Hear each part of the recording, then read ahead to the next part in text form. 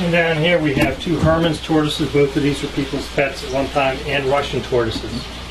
If you'll notice, I keep my different continents of turtles and tortoises separate. There's good reason for that. Especially if the animal is a wild-caught animal, it may be carrying some type of viruses or bacteria or some other type of flora or fauna in its digestive system that doesn't seem to hurt it at all, but may be lethal to something that's not used to it. So it really is not a good idea to mix different continents of turtles. I guess if you have only captive bred stuff, and the captive bred stuff has never been in the wild, it's maybe not as much as an issue. But I still kind of like to follow that rule, keep it separate. For sure. There's just so many like little parasites and little diseases that it doesn't cause them any harm whatsoever. You think you have a perfectly healthy turtle, but it all ends up not being good for the other guys. And this is a gopher tortoise. This one was found walking around in the streets, and it was about 4 inches long when it was brought to me. Now this is a federally protected species. This turtle was probably captured inadvertently by someone who may be found on the highway in the south, perhaps in Florida, and brought it home, and then it escaped. Don't bring home pets you find on the road, things like that. If you find a turtle on the road, if you go into Florida, you see one of these gopher tortoises, pick it up, move it off the road in the direction it's going. Please don't take it home, okay? But this turtle was very lucky it wasn't hit by a car where it was found here where I live in this area. I've had this in about going on 3 years. It's grown about 3 times the size it used to be. It's pretty awesome. He's a great one to use. That's something. Yeah, it's something you don't see very often in private collections. No, not very often. Yeah. Another soft shell over here, another Florida soft shell. This is a male. Now this one is undergoing treatment. For some reason the male that I have periodically, maybe once during the winter, seems to develop a type of a fungal infection which can be lethal to soft shells. He had a little bit of a problem on the nose. I think he got scraped on one of the pipes going from the filter because he likes to chew on those filter pipes. And just as a precaution, maybe it'll be a little overly reactive, but I worry about fungus on him. So this is acroflavin. This is an excellent fish fungicide, also excellent for turtles. Give it 2 treatments. One package for 10 gallons of water. The instructions are on the package. So this turtle's had his first treatment yesterday. It's already beginning to look better. And the second treatment will be tomorrow, and then it'll be completely cleared up by then. Never have the problems outside, only in the winter. It's interesting if the female doesn't have the problem. Females never had the problem. This guy's always had. She beats him up from time to time, though, doesn't she? She's so much bigger. Last summer, she was a problem with him. It never was before. Hopefully that won't happen again this year, otherwise I'll have to keep them separate outside. That's the one thing about turtles. Unlike snakes and maybe most lizards, turtles sometimes pick on each other. Yeah. And they can hurt each other. Really bad, really quickly. You don't even know it's a problem till... And these turtles also were pets, previous pets. I've had some of these guys for about 25, 30 years. These are the African mud turtles. This one over here is a helmeted turtle. Now they look very, very similar, but if you look at the differences, this one has white underbelly, underside of the mouth and here, more so than this one, more pronounced. And the plastron has no hinge. Okay. Up here. Doesn't seem necessarily like he's nearly as domed either. It seems like the other guys have a higher dome. You're right. I don't know if that's a good way, because I mean, you know, shell mutations happen all the time, so I don't know if that's a good identifier, but this is probably they're not particularly very strong swimmers, so you don't want to put them in a very, very deep tank that you can't get out easily. I love this tank. Actually, the turtle up on the land is adorable. This is a very, very old reef turtle. It's a little different than when you normally see. It's very dark colored. He had an injury years ago where another turtle bit off the tip of his tail, as you can see. Again, as I mentioned, you gotta watch out for turtles. Sometimes they pick on each other. Males can be a problem. Depends on the species of turtle.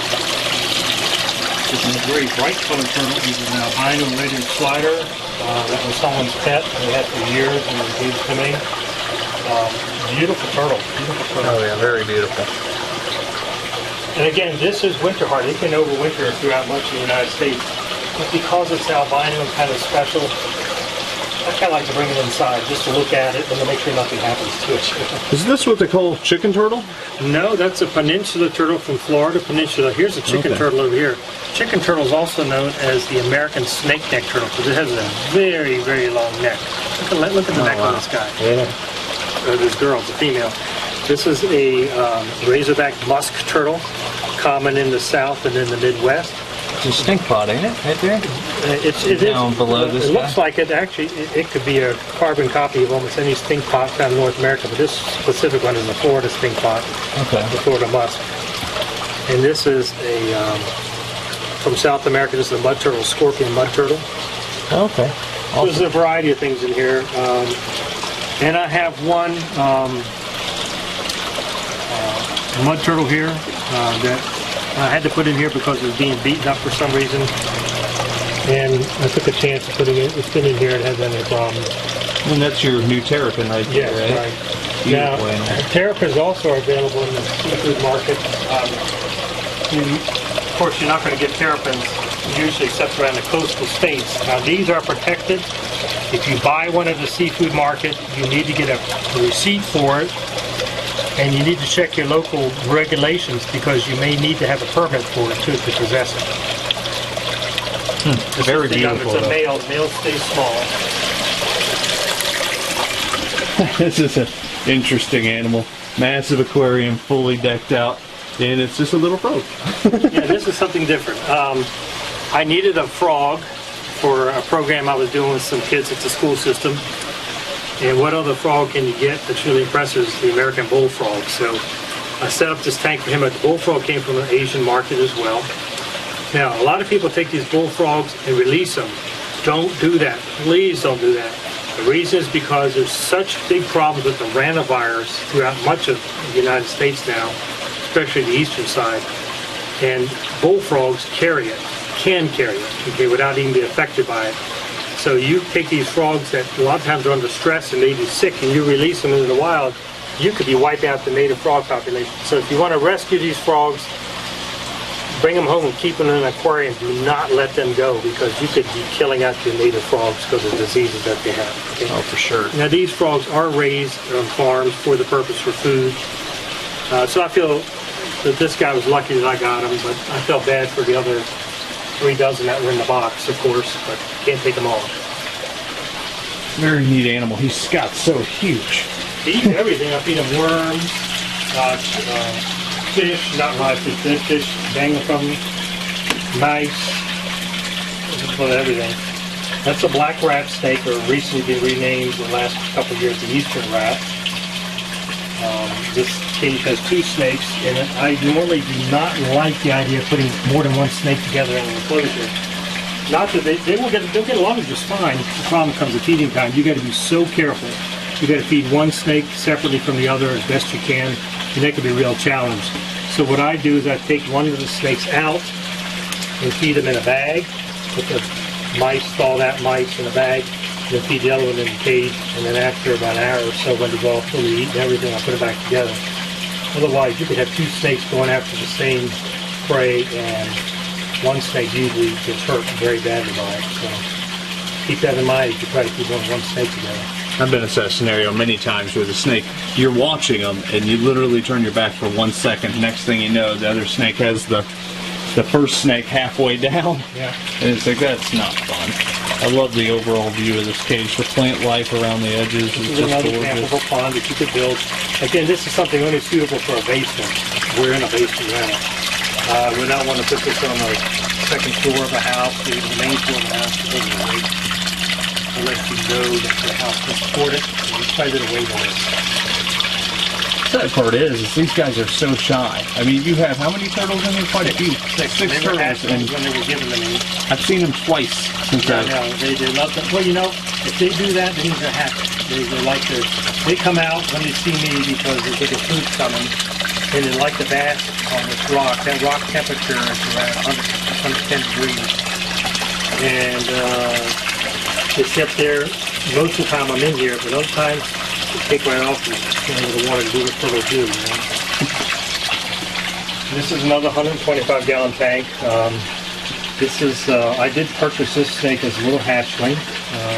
The Reptile show is a captive bred show. This is the northern pine snake. This guy's a monster. He's just so large. Gorgeous snake. Very nice temperament. Sometimes pine seems to be a little intimidating as it gets to the best word for it. This one's really nice. I love the pattern on it. It looks very much like a rattlesnake. You know, if you take it out, it gets people's attention pretty quick. Oh, for sure. It's a great snake for talks. Now this next enclosure you're probably going to recognize if you watch my channel much, because actually I did a how-to build an enclosure like this. And the yellow rat was sitting up top literally 3 minutes ago. Was so excited, and then he decided to go back to sleep in the bottom. Now I have 3 snakes in here. Again, the idea of having more than one snake in the enclosure is not necessarily a good idea. I have to be really, really careful when I feed them that they don't both of them go for the same prey at the same time. But I have 2 black rats and the yellow rat. And they're all great snakes, nice temperament. Very, very attractive looking snakes too. Oh, for sure. And inside the last video I did, a lot of people were asking, is there a tortoise in there? No, that's a fake tortoise shell. Looks real though, doesn't it? It really does. I've had quite a few people ask me if that was a real tortoise. That is plastic. Got inside some arguments over it. This was a cabinet you mentioned earlier that came from a second-hand store. Cut the top out with a screen under there, put 60-watt heat lamps up there. The temperature up the top is around 95 degrees or so, 96, something like that. Down the bottom is cooler, so they can go up and down as they want. One of the things I want to add to this enclosure is this nice birdhouse that was made. I'm going to take this and figure a way to put it in there, but be able to get the door open to it, open it up. So you can get the snakes out if need be. And mount it up in there. I think it'd be really nice having it in there. Thank you so much for sticking with me all the way to the end of this video. There's quite a bit more that wouldn't fit inside this video, so if you check out parts 1 and 3, there's a link directly below inside the description box, and make sure you subscribe so you don't miss any future episodes. Have a good day.